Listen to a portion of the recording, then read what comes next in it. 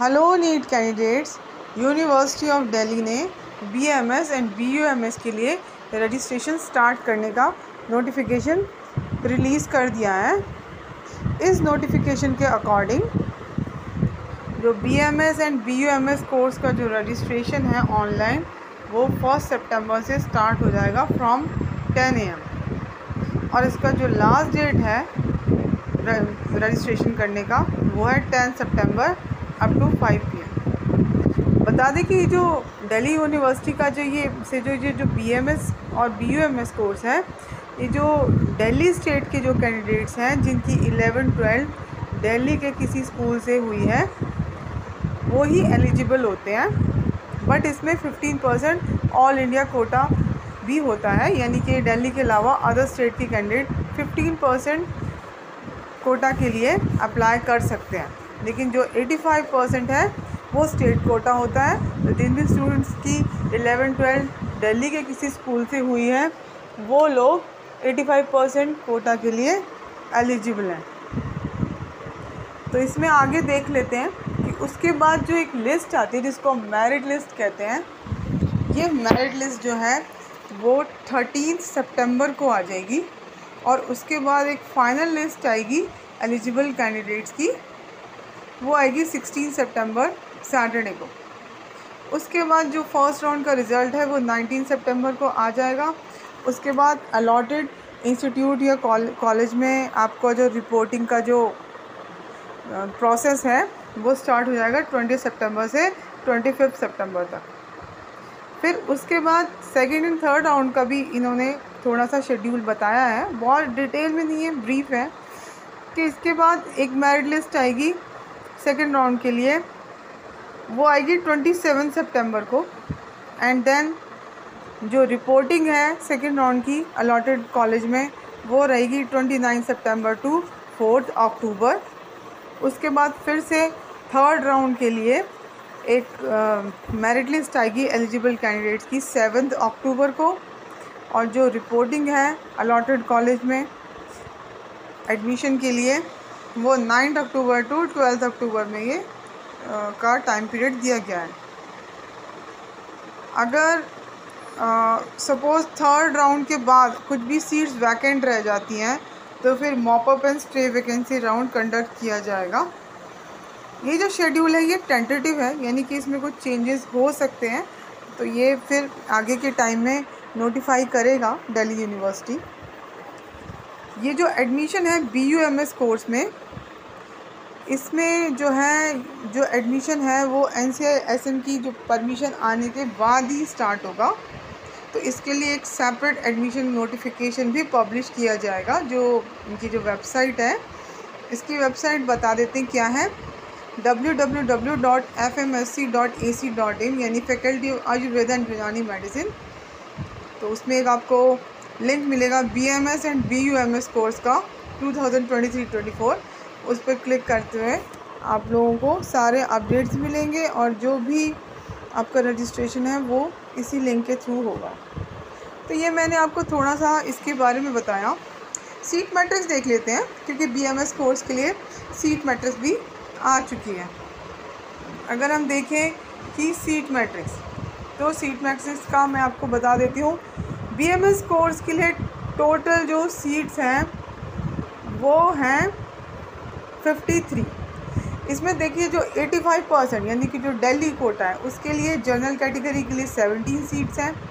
General में एक CW category होती है, उसके लिए 1 सीट है।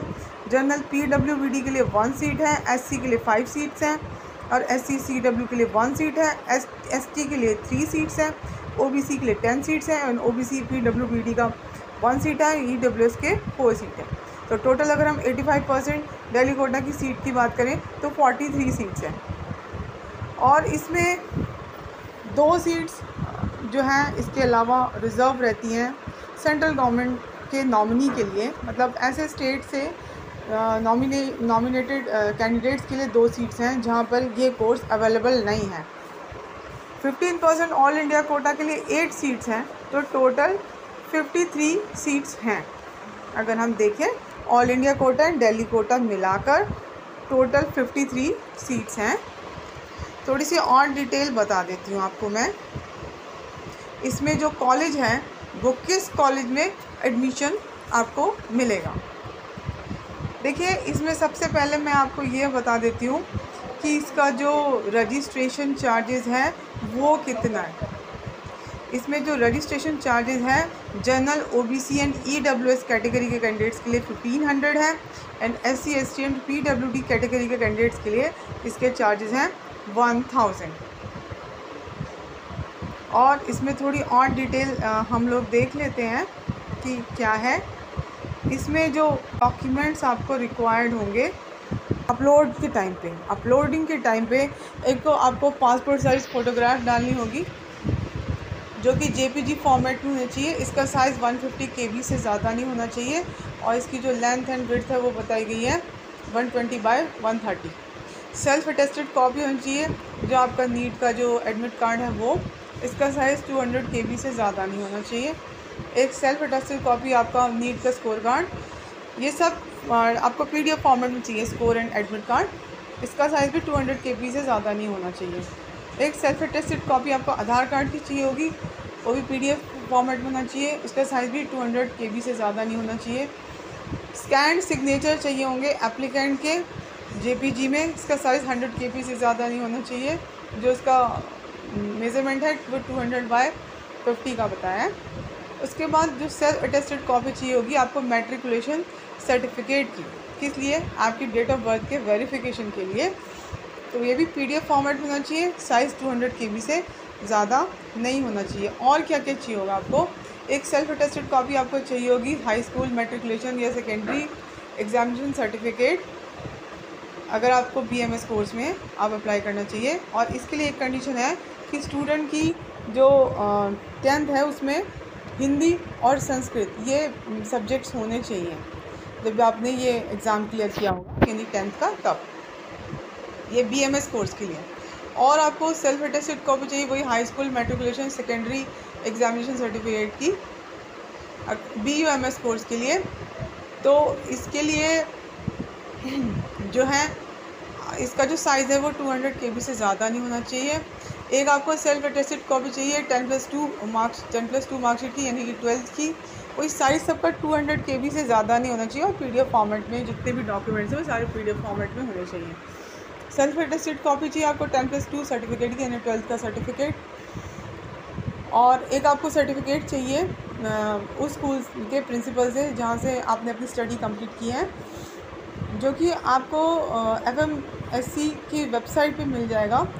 कि उसमें लिखा होना चाहिए कि स्कूल जो है वो national capital territory of Delhi में है, स्कूल रिकॉग्नाइज है या तो CBSE से या council for the Indian school certificate या जामिया मिलिया इस्लामिया, और स्कूल जो है रेगुलर क्लासेस कंडक्ट करता है। दूसरी बात, एप्लीकेंट ने रेगुलर क्लासेस अटेंड की हैं स्कूल में फॉर क्लास 11 एंड 12th। तो ये एक इम्पॉर्टेंट सर्टिफिकेट है, ये आपको चाहिए होगा। एक आपको सेल्फ अटेस्टेड कॉपी चाहिए करेक्टर सर्टिफिकेट की। एक आपको सेल्फ अटेस्टेड कॉपी चाहिए SC ST सर्टिफिकेट की। और सेल्फ अटेस्टेड कॉपी चाहिए OBC सर्टिफिकेट की। और आपको सेल्फ अटेस्टेड कॉपी चाहिए पर्सन विद डिसेबिलिटी सर्टिफिकेट की। तो इसमें आपको इसमें क्लॉजेस मिल जाएंगे। अगर जिन स्टूडेंट ने इंफॉर्मेशन बुलेटिन पढ़ा है उसमें सारा डिटेल दिया है कि क्या इसका तरीका है, जो इस सर्टिफिकेट्स की क्या क्राइटेरिया है। उसके बाद अगर आप CW कैटेगरी के लिए एलिजिबल हैं तो उसका भी सर्टिफिकेट चाहिए होगा आपको। अगर आप नॉन क्रीमी लेयर से बिलोंग करते हैं तो आपको करंट फाइनेंशियल ईयर, यानी कि अगर आप इस साल अप्लाई कर रहे हैं तो आपको 1 अप्रैल 2023 के बाद का एक नॉन क्रीमी लेयर का सर्टिफिकेट चाहिए और OBC का सर्टिफिकेट चाहिए। क्योंकि इन कैटेगरी से बिलोंग करते हैं कि OBC वाले, तो OBC का जो मैंने बताया वो वाला सर्टिफिकेट चाहिए। SC ST ऐसे जो जिस कैटेगरी को बिलोंग करते हैं उस कैटेगरी से रिलेटेड आपको सर्टिफिकेट चाहिए। तो याद रखिए कि जिस भी फाइनेंशियल ईयर में आप अप्लाई करते हैं काउंसलिंग के लिए तो 1 अप्रैल 2023 के बाद का सर्टिफिकेट बना हुआ होना चाहिए। अगर उससे पहले की डेट्स हैं तो फिर वो आपको कंसीडर नहीं करेंगे उस कैटेगरी में। ऐसे EWS सर्टिफिकेट की भी एक कॉपी चाहिए होगी। दूसरी बात, अगर कोई भी OCI कैंडिडेट है यानी ओवरसीज़ सिटीज़न ऑफ इंडिया है तो उसका भी आपको एक सेल्फ अटेस्टेड कॉपी चाहिए होगी, ये OCI कार्ड होता है उसकी। तो ये सारे डॉक्यूमेंट आपको अपलोड करने होंगे। जो भी कैंडिडेट जिस भी कैटेगरी से बिलोंग करता है उस कैटेगरी का उसको सर्टिफिकेट अपलोड करना होगा। मैंने आपको बताया कि क्या क्या रिक्वायरमेंट्स हैं। दूसरी बात बता दें कि ये जो कोर्स है BMS का एंड BUMS का, BMS के कोर्स को कामिले तिब व जाराहाट कहते हैं, और जो BMS का कोर्स है उसे आयुर्वेदाचार्य। तो ये जो कोर्स हैं जिसके लिए आप DU में अप्लाई कर रहे हैं, तो जो कॉलेज है जहाँ पे आपको एडमिशन मिलेगा उसका नाम है आयुर्वेदिक एंड यूनानी टिबिया कॉलेज करोल बाग, जो कि न्यू दिल्ली में है। तो ये मैंने आपको कुछ इम्पॉर्टेंट चीज़ें बताई थी कि क्या क्या हैं। तो मैंने आपको ये भी बताया था कि इसमें 2 सीट्स रिज़र्व रहती हैं गवर्नमेंट ऑफ इंडिया नॉमिनी की, यानी कि उन कैंडिडेट्स के लिए जो अदर स्टेट से बिलोंग करते हैं और वहाँ पर ये कोर्स अवेलेबल नहीं है। तो वो गवर्नमेंट ऑफ इंडिया की तरफ से कुछ स्टूडेंट नॉमिनी होते हैं, लेकिन 2 सीट्स हैं ओनली BMS के लिए, तो वो लोग अप्लाई कर सकते हैं। 85% दिल्ली कोटा के लिए मैंने आपको बताया कि वही स्टूडेंट्स अवेलेबल हैं, एलिजिबल होने चाहिए होंगे जो कि जिन्होंने कि 10+2 यानी कि अपना 11th और 12th दिल्ली के किसी भी स्कूल से किया है। वो CBSE board, ICSE board, Jama मिलिया या कोई और भी बोर्ड हो सकता है जिसको कि यूनिवर्सिटी ऑफ दिल्ली रिकॉग्नाइज़ करती हो, लेकिन वो स्कूल होना चाहिए दिल्ली में ही। तो वो लोग 85% कोटा के लिए एलिजिबल हैं। अब क्या किन किन सब्जेक्ट से उसका 12th होना चाहिए, उसके लिए फिज़िक्स, केमिस्ट्री, बायोलॉजी और इंग्लिश इंडिविजुअली आपको चाहिए, और हर एक में आपके इंडिविजुअली 50% मार्क्स होने चाहिए। ओके, तो ये कुछ मैंने आपको इम्पॉर्टेंट चीज़ें बताई थी।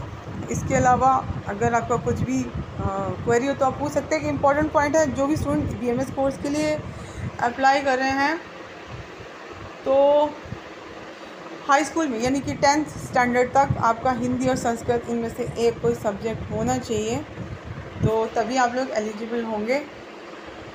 ठीक है, तो ये मैंने आपको कुछ इम्पॉर्टेंट पॉइंट्स बताए हैं। मैंने आपको बता दिया कि इसमें 15% ऑल इंडिया कोटा से भी स्टूडेंट अप्लाई कर सकते हैं, लेकिन इसमें सीट्स थोड़ी कम ही रहती हैं, और 85% जो दिल्ली कोटा है वो दिल्ली स्टूडेंट्स के लिए है। ऐसे BUMS कोर्स का भी कुछ है कि आप उर्दू लैंग्वेज आपको आनी चाहिए, यानी कि जो ऐसे स्टूडेंट हैं जो कि BMS कोर्स के लिए अप्लाई करना चाहते हैं, तो 10th या 12th स्टैंडर्ड में उर्दू, अरबिक या पर्शियन लैंग्वेज उनमें से कोई एक उनका एज ए सब्जेक्ट होना चाहिए। जो ऐसे स्टूडेंट हैं जिन्होंने ये लैंग्वेज स्टडी नहीं की है 10th एंड 12th स्टैंडर्ड में, तो उनको Urdu language along with Arabic and मंतिक व फ़लसफ़ा, logic and philosophy as a subject उनको फर्स्ट ईयर जो है BUMS का उसमें उनको स्टडी करना पड़ेगा। ओके, तो ये मैंने कुछ इम्पॉर्टेंट बात बताई। इसके अलावा अगर आपकी कोई भी क्वेरी हो तो आप मुझे कमेंट बॉक्स में कमेंट करके पूछ सकते हैं। Thank you.